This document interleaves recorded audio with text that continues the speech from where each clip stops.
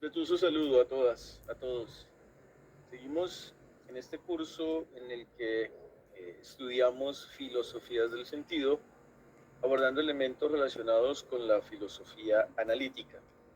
Esa tradición que dijimos en la clase anterior se gestó en los inicios del siglo XX en Inglaterra, buscando a partir de un estudio riguroso del lenguaje reconocer la realidad a partir de un proceso isomórfico en el que describimos los objetos presentes en la realidad a partir de las características que su extensión nos muestra. Nos ayudó a entender esto un grupo de autores, filósofos, todos ellos que revisan la perspectiva de la comunicación y la manera como los seres humanos generamos conocimiento a partir del lenguaje. Pero de manera detallada decidimos dirigir toda nuestra atención al filósofo Ludwig Wittgenstein y a su Tractatus Logico Philosophicus, donde nos va a mostrar una visión verificacionista del lenguaje, una perspectiva isomórfica en el que el lenguaje representa las cosas a partir de la información que obtiene gracias a sus sentidos y a su proceso de investigación empírica de los objetos que encuentra la naturaleza. Decíamos en esa ocasión que este fue para la década del 20 y del 30 del siglo pasado, hace más o menos 100 años, un desarrollo altamente significativo que muchos grandes científicos de la época encontraron en esa perspectiva abierta en Cambridge por Wittgenstein y la filosofía analítica, la manera de poder hacer ciencia a partir de criterios lógicamente perfectos. Recuerden que el texto que está acompañando el desarrollo de estas clases es el texto escrito por Ávila, Castellanos y Dionisio, esa primera parte donde se habla del lenguaje, y el texto que va a acompañar la clase de hoy es el que voy a proyectar aquí en la pantalla y que ustedes encuentran en su repositorio, acudiendo a él. Estoy buscando, ¿quién es este?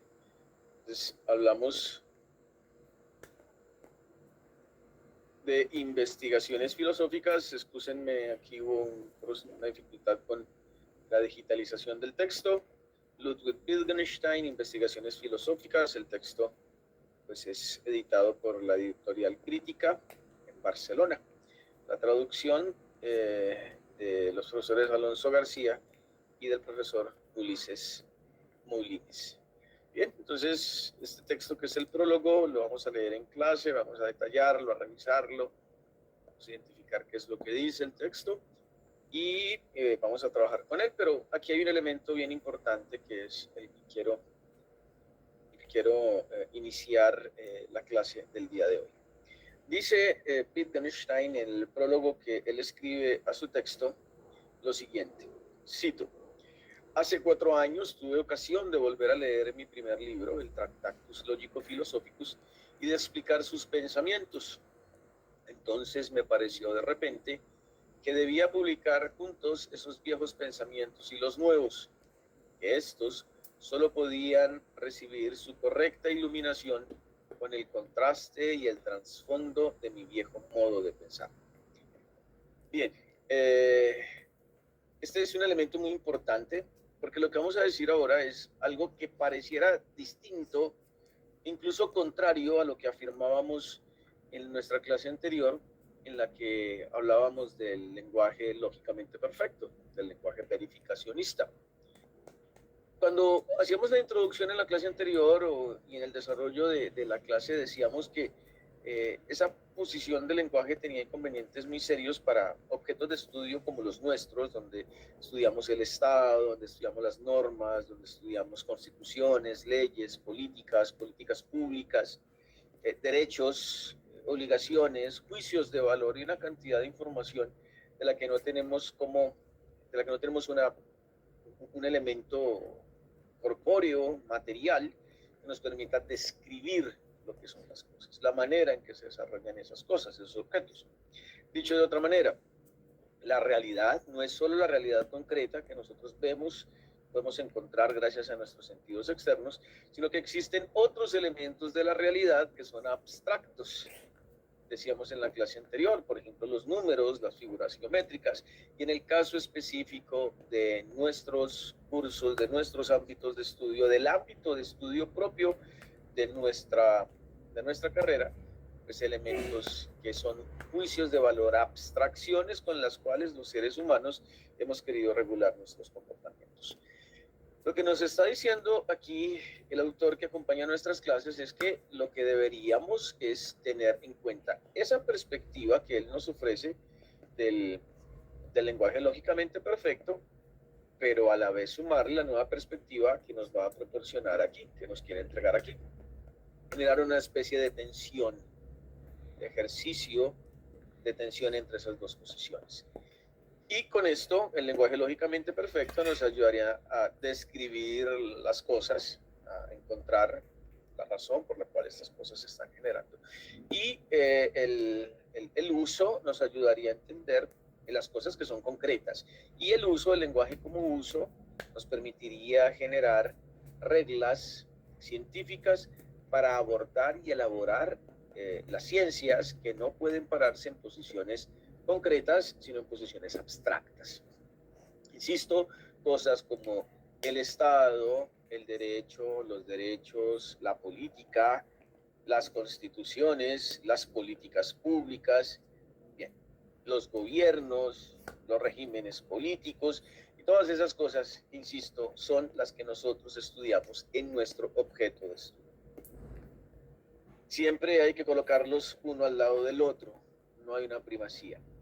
Pareciera, como se va a dar cuenta ahora en la clase, que está abdicando, está negando Wittgenstein de lo que había pensado antes.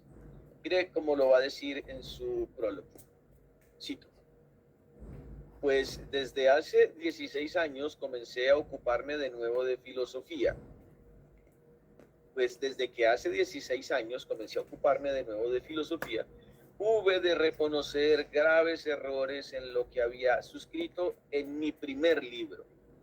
Pareciera aquí una connotación muy clara de negar, de recular lo dicho, manifestado en el Tractatus. Y yo les sugiero, acudiendo a intérpretes muy juiciosos de la obra de Wittgenstein, que no deberíamos entenderlo así, deberíamos entenderlo como lo plasmamos ahora. En algunos objetos de estudio vamos a revisar el lenguaje lógicamente perfecto. En otros objetos de estudio debemos acudir al lenguaje como uso, a las reglas de los microdiscursos que un grupo de expertos en esos discursos han establecido para comunicarnos la información de esos universos discursivos, de esos discursos. Bien, volveremos sobre este prólogo en clases posteriores. Y vamos a ir a revisar la manera en que podríamos generar una comprensión más amplia a partir de las diapositivas que acompañan esta clase. Bien, estoy esperando que se proyecten. Están apareciendo, sí. Bien, entonces vamos a revisar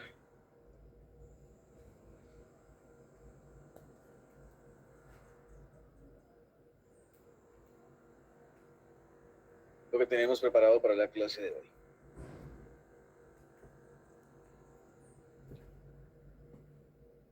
La última vez que nos encontramos para clase, utilizando estos videos, mostramos la manera en que hay una transición entre el viejo modo de pensar de Wittgenstein, o el primer Wittgenstein, y el nuevo modo de pensar de Wittgenstein, el segundo Wittgenstein.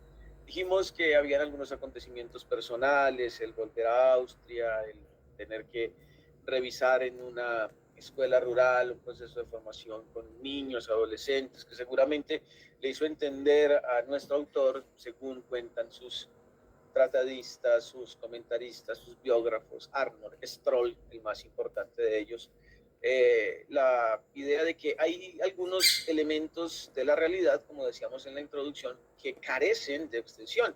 Pero eso no quiere decir que no existan.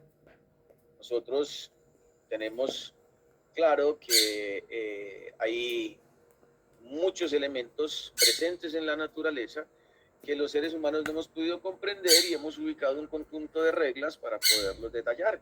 Los hemos organizado y muchos expertos en esas temáticas han trabajado tanto al respecto que hoy tenemos todos los elementos de los números aplicables al álgebra, a la trigonometría, al cálculo, a la estadística.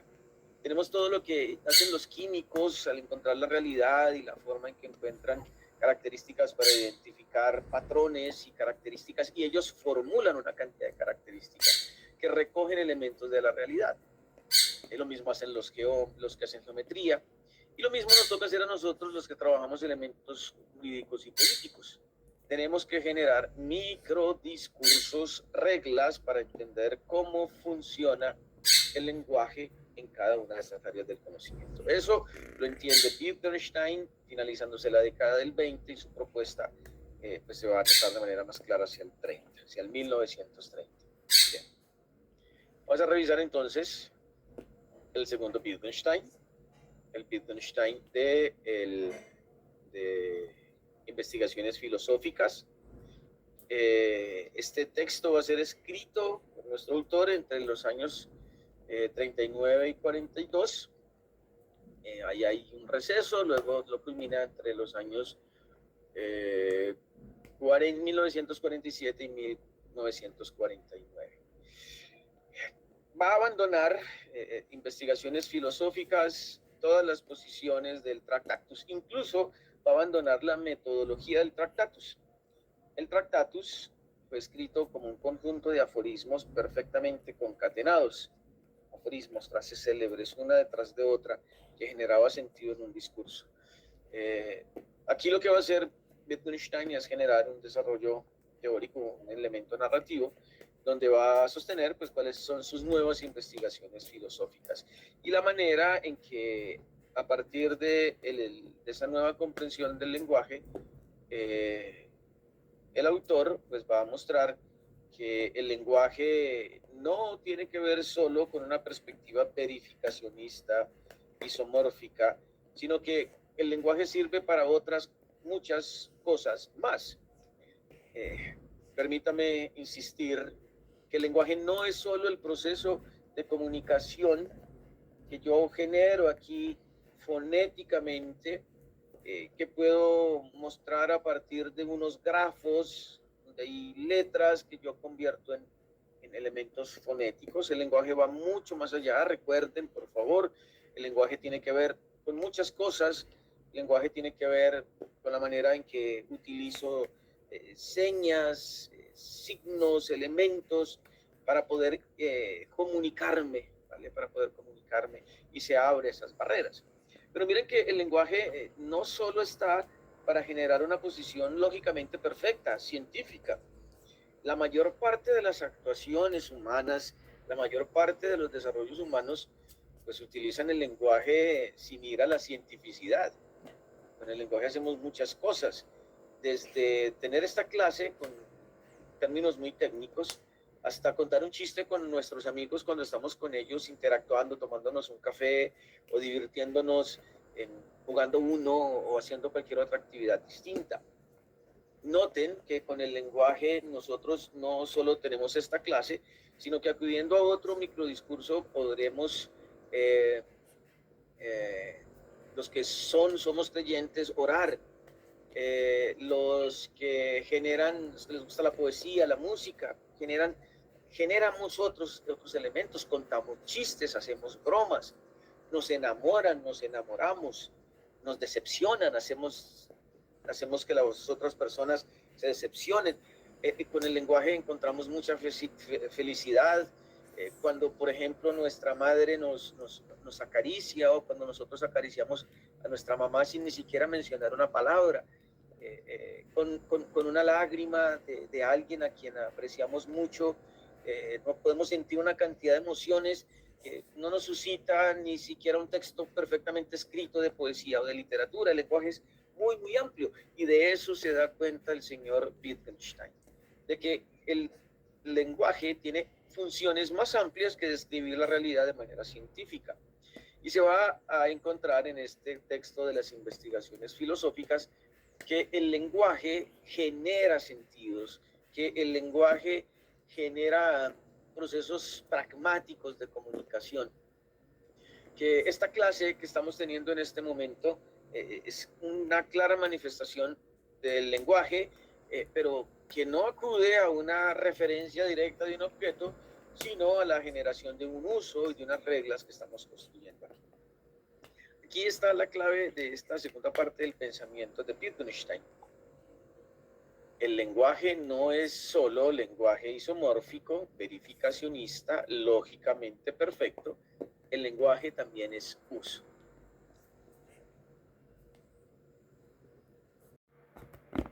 Aquí voy a quedarme algunos minutos y alguna de la información aparecerá en la diapositiva. Habrá muchos usos del lenguaje y lo que necesitamos es identificar cómo interactuamos nosotros en cada uno de esos usos. Nótelo. Cuando estamos en clase, el uso que hacemos del lenguaje es un uso muy técnico.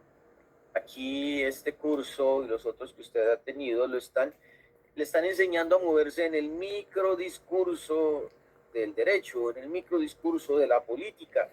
Le estamos enseñando qué diferencia hay entre el concepto política y el concepto político, qué diferencia hay entre una conducta culposa y una conducta dolosa, qué diferencia hay entre una denuncia y una demanda, qué diferencia hay entre la evaluación de una política pública y la aplicación de una política pública.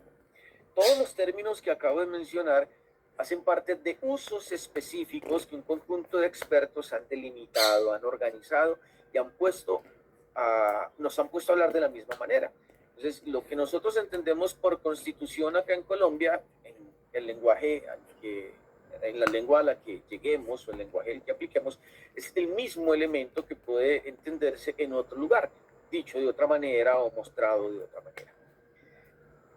Es muy importante entender que el lenguaje es uso, pero que los usos no quiere decir que uno use el lenguaje como quiera, sino que es necesario seguir un conjunto de reglas que nos permita generar un conocimiento veraz de ese objeto que queremos estudiar.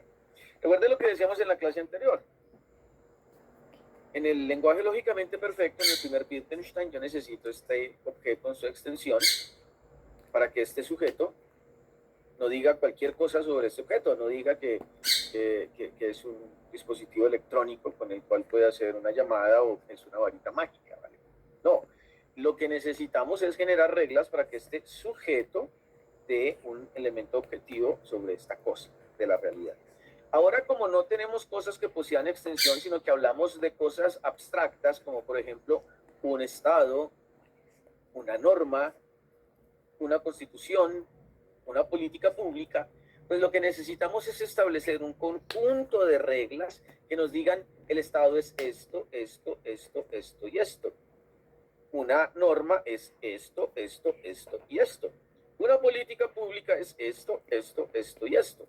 Y cada vez que yo hable de estado, de norma o de política pública, sea el lugar en el que esté, pero si mis otros oyentes, si las otras personas con las que interactúo se mueven bajo las mismas reglas, cuando yo digo estado, ellos van a entenderlo de manera directa, de manera perfecta.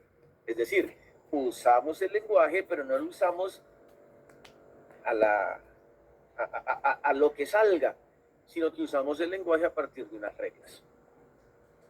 Y las reglas son objetivas. Gracias a las reglas en que encontramos la objetividad de esos objetos de estudio, perdón por repetir objetividad y luego objeto. Tenemos entonces que entender que la relación en el segundo Wittgenstein sigue siendo entre un sujeto con capacidad de conocer y un objeto, vamos a llamarlo aquí estado, pero que a partir de las reglas con las cuales se ha construido un conjunto de expertos han diseñado de tal manera el concepto de reglas que tenemos claro que ese objeto se mueve bajo esta lógica. ¿Qué es lo que vamos a hacer nosotros? ¿Qué es lo que vamos a hacer nosotras durante una parte de nuestro proceso de formación, el que está iniciando, el que ya hemos tenido? Conocer las reglas con las cuales funciona el derecho. Conocer las reglas, los usos con los que funciona la política. Bien, eso es lo que está diciendo esta diapositiva por aquí. ¿Es necesario entonces identificar las distintas reglas del juego? No. Aunque ahora voy a hacer un paralelismo entre estos elementos, una comparación. No quiero que piense que el término reglas de juego es como si fuera una regla muy elemental, ¿vale? Son reglas fundamentales, generación de límites que nos permiten identificar de manera detallada las características propias del pensamiento del pensamiento en estos objetos abstractos. Entonces, hay que identificar las reglas del juego y saberlas ubicar en los contextos en los que nos solemos movernos. Bien, entonces aquí viene un resumen de los cuadros que ustedes encontrarán también en su Classroom, de la diapositiva que está mostrándose aquí, que no se lee tan detalladamente. Pero hay un resumen, miren lo que dice el resumen de lo que se está proyectando en el último recuadro. Las palabras tienen significado en el flujo de la vida.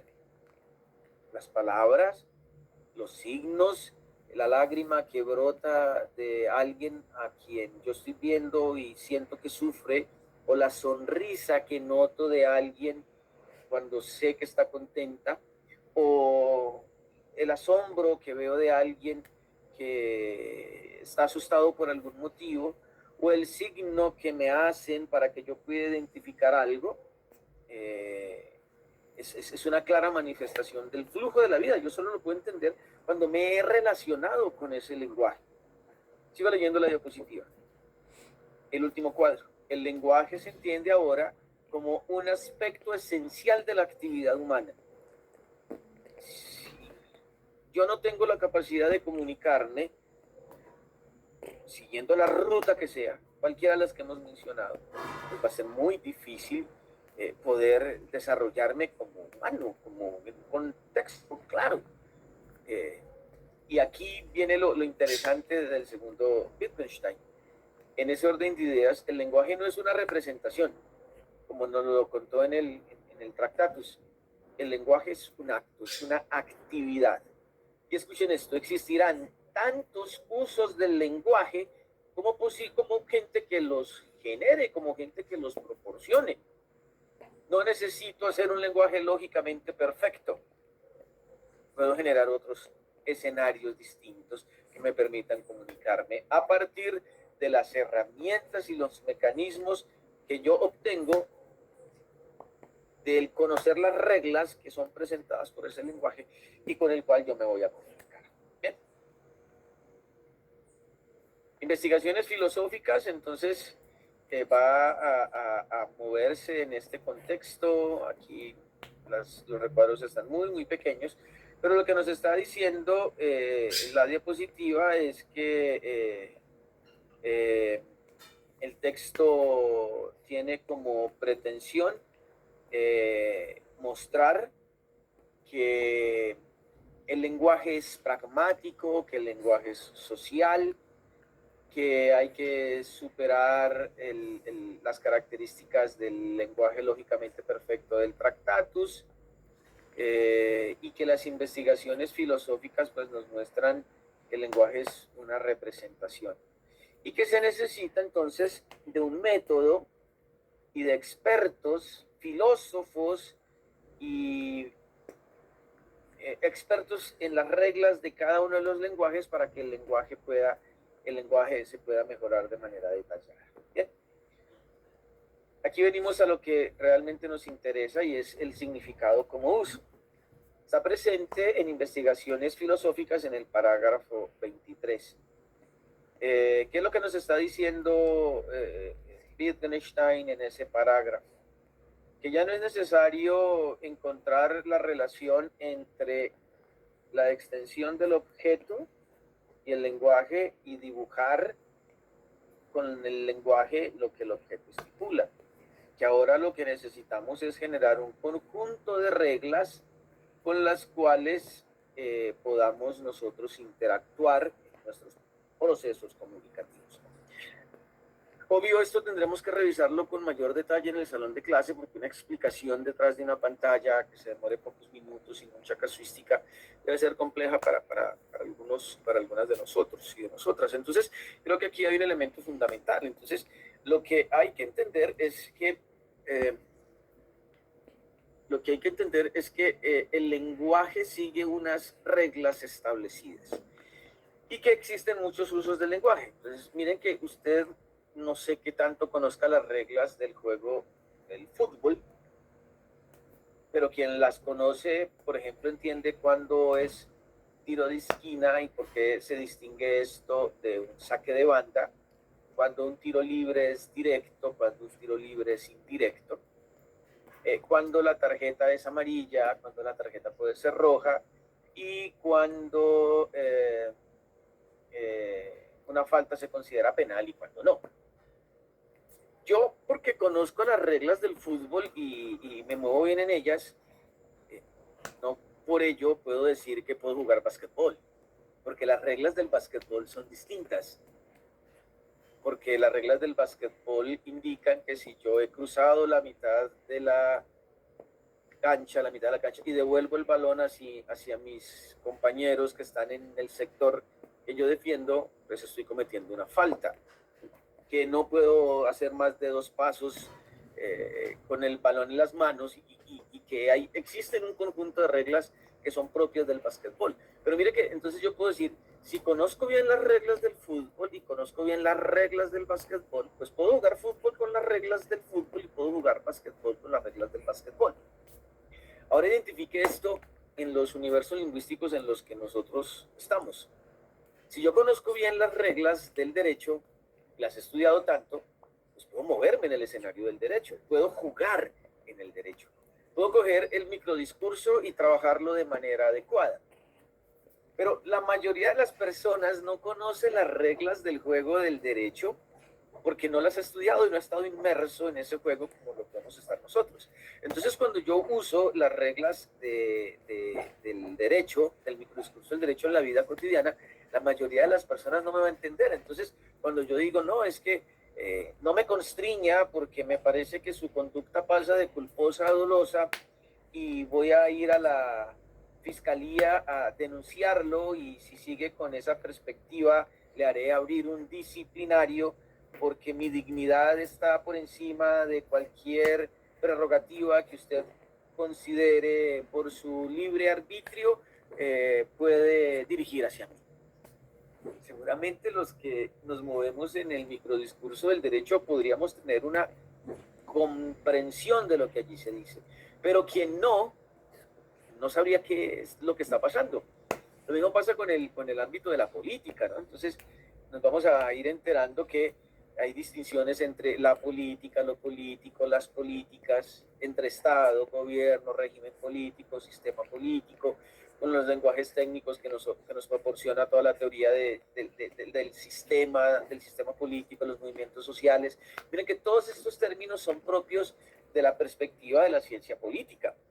Y en ese orden de ideas, cuando yo hablo bien, entonces, si usted estudia Derecho y escucha lo de ahora, es decir, pues yo entiendo las palabras, yo entiendo el elemento sintáctico, luego hablaremos de esto en clase, pero no entiendo el elemento semántico. Es decir, yo puedo decir, sí, ese señor dijo movimiento social, movimiento político, y yo puedo entender algo, pero no tengo la definición clara. Es decir, no conozco las reglas propias de la ciencia política, aunque estudie cosas relacionadas con derecho. ¿Qué son los usos del lenguaje? Son distintos universos que un grupo de expertos han desarrollado para que los hablantes, los que se comunican con esa lengua, puedan demostrarlos, desarrollarlos y usarlos en contextos. Y habrá tantos usos del lenguaje como posibilidades pragmáticas del lenguaje. Note, usted no va a llegar a la vida cotidiana a hablar en estos términos con sus amigos del barrio, con sus amigos del conjunto, con sus amigos del colegio que hoy estudian otras cosas, porque sería como si su amigo del colegio que ahora estudia medicina dijera, no, es que traigo una cefalia ocasionada a una, a una intensidad de triglicéridos que llegó, te va a decir, no entiendo absolutamente nada. Entonces, es bien importante que usted entienda esto. Eso es lo que nos está contando el señor Wittgenstein en estos elementos. Que para poder jugar los microdiscursos, para poder jugar en los microdiscursos que nosotros, en los que nosotros nos vamos a mover, pues es necesario conocer las reglas. Y note que usted, que está iniciando su proceso de formación, pues le estamos enseñando las reglas de cómo funciona el derecho, cómo funciona la política, cómo funcionan estos elementos. Bien, eso es lo que dice esta diapositiva. Bien, listo. Vamos a revisar qué más aparece por aquí. Esto es un elemento bien importante, ¿no? El lenguaje no es un elemento estático como se nos presentó en el Tractatus Logico Philosophicus, sino que el lenguaje es un elemento totalmente flexible.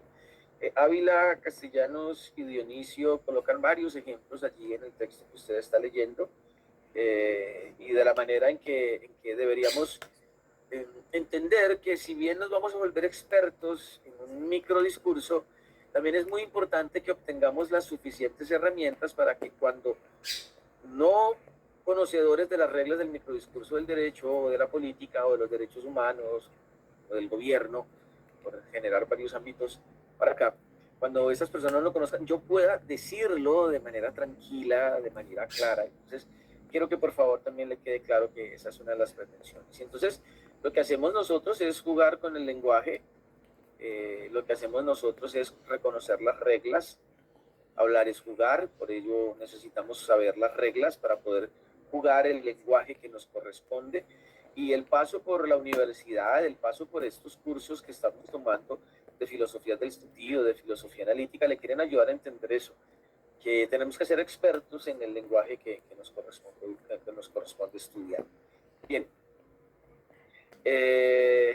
Aquí también pues hago énfasis en la diapositiva, luego aparecerá cuando nos veamos en el salón de clases de la manera en que esto se desarrolla y cómo aprendemos a jugar con las reglas, cómo aprendemos a movernos entre ellas, cómo con esas reglas podríamos pues no solo hablar el lenguaje de nuestro microdiscurso, sino hacernos entender en otros contextos. Bien, todas esas características que hemos mencionado. Hasta aquí el recorrido teórico, como pueden notar, pues es filosofía. Alguien dirá cansona, dura, alguien dirá, no, pues mire que sonaba muy raro el apellido del señor y unos nombres muy rimbombantes para los textos que escribió, y pues cuando se leen seguramente tendremos muchas dudas, pero mire que en últimas es coger la realidad que está muy delante nuestro como el lenguaje y reflexionar sobre ello.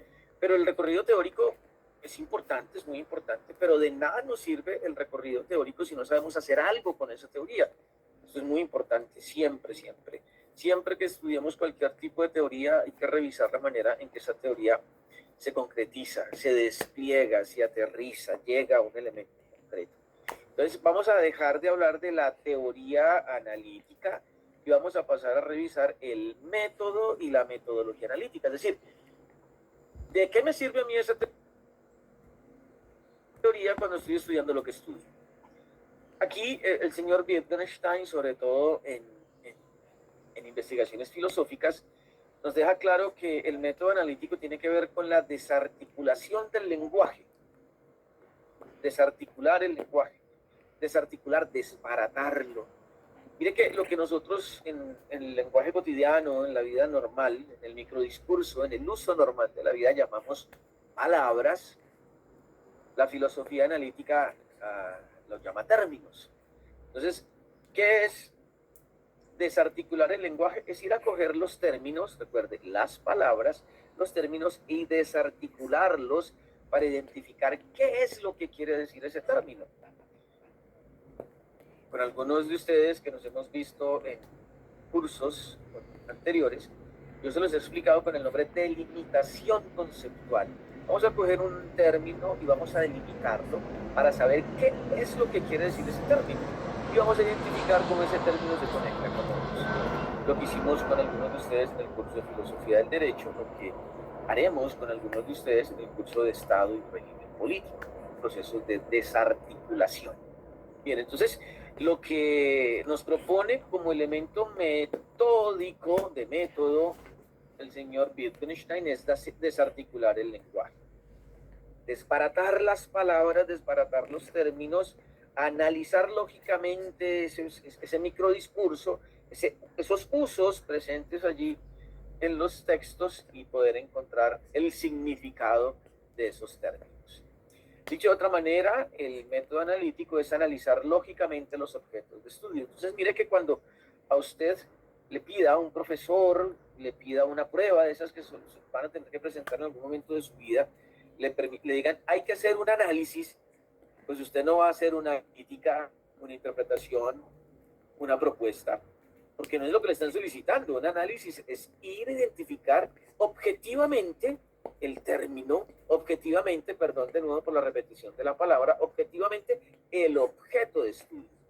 No me están diciendo, mire ese objeto y critíquelo, transfórmelo. No, me están diciendo, explíqueme lo que es ese objeto cuando le dicen analizar. Recuerde, ahí el sujeto se da la tarea de reconocer el objeto en su extensión, siguiendo las reglas del primer Wittgenstein o las reglas del microdiscurso elaborado por un conjunto de expertos en relación a, por ejemplo, el Estado. Bien, vamos a coger esto y vamos a ubicarlo en un texto político-jurídico. Vamos a revisar la Constitución Política de Colombia. Y vamos a identificar, pues aquí varios elementos. Vamos a trabajar el preámbulo, ¿vale? Vamos a trabajar un poco el artículo primero. No vamos a detallar de manera más clara. Volveremos sobre este ejercicio en nuestro salón de clase para ampliar y hacer más análisis y usted pueda también hacer otros y llevaremos otros ejemplos al salón de clase. Pero miren lo que vamos a hacer aquí. Miren lo primero que deberíamos revisar, que es una constitución.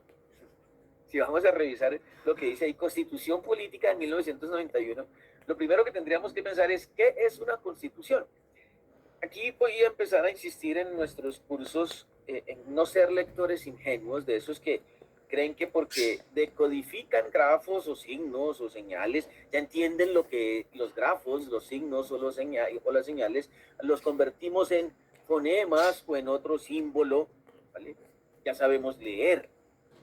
No necesariamente. La lectura no es una decodificación de signos, no es una decodificación de grafos. La lectura es un proceso comprensivo. La lectura es un proceso fuerte. Si yo soy un lector ingenuo, estoy leyendo esto, me dicen, léase esta diapositiva y para la próxima clase traigo un análisis. Entonces yo digo, listo, no, esto está muy fácil. ¿Qué tarea tan fácil? Constitución Política de Colombia de 1991, preámbulo, el pueblo de Colombia. ¿Y qué es lo que quiere decir eso? Es decir, usted leyó el término, la palabra, recuerde que voy a seguir utilizando el concepto término, no palabra.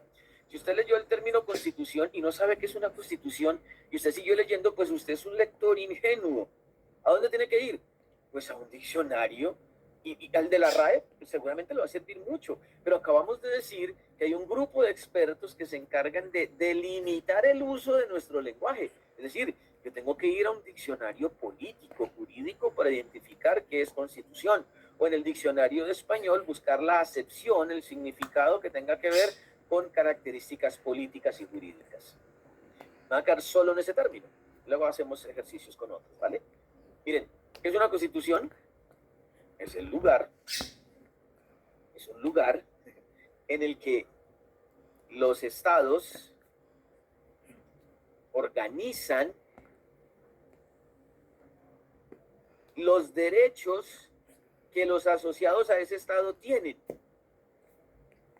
¿Dónde voy a encontrar yo los derechos que tengo en Colombia? Pues en la Constitución, porque es el lugar en el que el Estado ha vaciado, organizado, jerarquizado los derechos que yo tengo. Pero además la Constitución tiene otra característica que es muy importante, y es que la Constitución establece los límites que el Estado tiene para consigo mismo. ¿Lo está escuchando? Entonces el término constitución Cuando yo leo el término constitución, no puedo decir constitución, no sé qué es. Entonces yo estoy leyendo constitución y mi cerebro me está diciendo lugar en el que se vacían los derechos que tienen los asociados a un Estado y lugar en el que el Estado se ha generado sus propios límites. ¿Lo notan? No es una lectura de esas planas, es una lectura comprensiva. Tengo que saber qué es la constitución política, luego lo revisamos en clase, tengo que revisar Colombia, pues es que, entonces tengo que decir, es que esta es la constitución de este país, yo no me estoy leyendo la constitución de Brasil, ni la de Estados Unidos, ni la de Irak, estoy leyendo la de Colombia, y una en específico de las 9 constituciones que ha tenido el desarrollo republicano y constitucional de Colombia. Estoy leyendo la última, la del año 1991, porque así, si aquí dijera Constitución Política de la Gran Colombia del año 1821, pues estaría leyendo otro elemento. Nótenlo, saber leer es identificar los términos que están allí, encontrarles un sentido y un significado. Va a quedar solo en esta otra palabra para dejar el preámbulo, trabajar luego con él más en clase. Pero miren el término preámbulo. Un lector ingenuo dice preámbulo y si no entiende, pues tiene que parar, tiene que ir a un diccionario. Y no a cualquier tipo de diccionario. O buscar en el diccionario, un buen diccionario, las acepciones políticas y jurídicas de los términos. Entonces, ¿qué es un preámbulo? Pues un preámbulo es el lugar en el que la Constitución establece cuáles son las líneas más generales que quiere cumplir, cuáles son sus propósitos más fuertes, cuáles son los elementos con los cuales va a proteger a sus asociados, cuáles son las pretensiones de